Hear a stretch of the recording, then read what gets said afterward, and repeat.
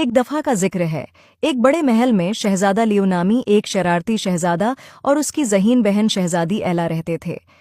एक दिन शहजादा लियो ने अपनी बहन पर एक शरारत करने का फैसला किया।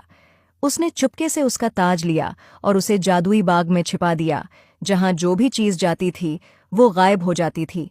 जब शहजादी एला को अपने ताज के गायब होने का पता चला तो वो समझ गई कि ये जरूर उसके भाई की शरारत है। मुस्कुराते हुए इसने नाराज होने का ड्रामा किया और जोर से बोली, आवा नहीं, मेरा ताज गायब हो गया, अब मैं क्या करूं? शहजादा लियो, जो अपनी शरारत पर खुश हो रहा था, हंसते हुए बोला, मैंने उसे जादुई बाग में छिपा दिया है, तुम उसे कभी नहीं ढूंढ सकोगी। शहजादी एला मुस्कुरा दी। उसे बाग के बारे में एक राज मालूम था जो लियो नहीं जानता था। उसने बस 3 बार अपने हाथों को ताली बजाई और ताज फिर से जाहिर हो गया, जो इसके सिर पर चमक रहा था। लियो हैरान रह गया, तुमने ये कैसे किया? एला ने शरारती अंदाज में आंख मारी और बोली, एक शहजादी को हमेशा थोड़ी सी जादूगरी आती है।